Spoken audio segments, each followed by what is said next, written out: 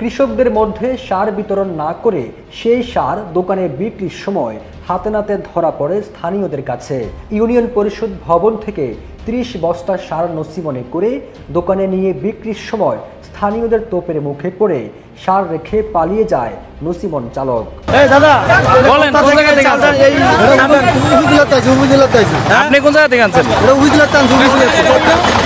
পরে বিষয়টি জানাজানি হলে উপজেলা নির্বাহী কর্মকর্তা এসে নসিমন সহ ৩০ বস্তা সার জব্দ করেন। এই ঘটনায় স্থানীয়রা ক্ষুব্ধ হয়ে এলাকায় বিক্ষোভ করলে ইউপি চেয়ারম্যানের সমর্থকদের সাথে সংঘর্ষ হয়। পরে পুলিশ এসে সংঘর্ষ নিয়ন্ত্রণে আনে।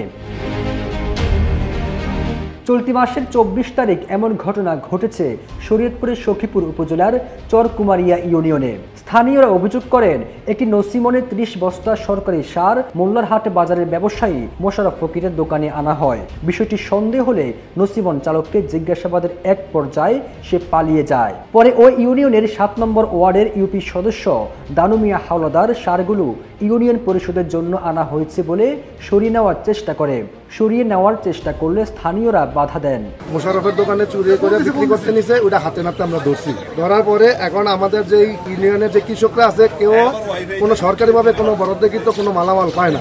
এটা ওনারা বিগত দিনও বিক্রি করে আসছে এবং বর্তমানে হাতে নাতে ধরা হয়েছে। উপজেলা চেয়ারম্যান থাকাকালীন ওনার ক্ষমতার কারণে কেউ মুখ খুলতে সাহস পায় না। তো কৃষক কাগজ কলমে কৃষক গৃহস্থিও করি, দেশের মানুষ জানিয়ে দেব চাইরানার নাম আমার নাই।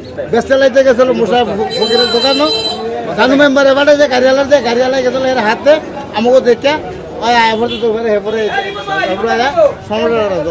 আমি সাবেক মেম্বার থাকাকালীন ওরা অনিয়ম করছে, অনিয়ম করে আমি কিছু করতে পারিনি। এইবার হাতে নাতে ধরা হয়েছে, কিন্তু আমার ওয়ার্ডে বা আমার এলাকায় কোনো কৃষকের কোনো সার ভীষণ কোনো কিছু দেয় না, এই পর্যন্ত দেয় না। মানে এই পর্যন্ত আমি ১০ টাকার মালও পাই না। এখন এই সার চুরি ধরা পড়ছে, এটার বিচার চাই। এই সার চরকুমারা ইউনিয়ন পরিষদ থেকে বাড়ি করার সময় আমরা দেখছি, দেখার পরে সারের দোকান মোশাররফ কাছে বিক্রি করতে নিয়েছে, ওই সময় হাতে নাতে ধরছি আমরা।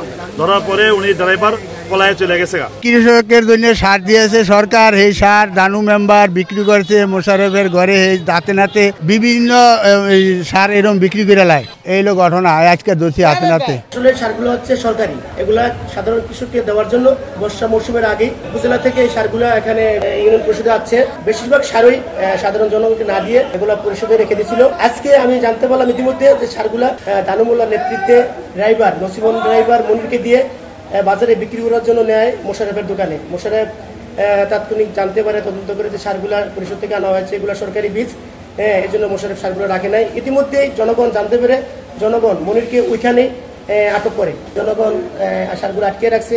খবর পেয়ে ঘটনাস্থলে আসেন উপজেলা নির্বাহী কর্মকর্তা রাজিবুল ইসলাম ও উপসহকারী পাট কর্মকর্তা মিজানুর রহমান।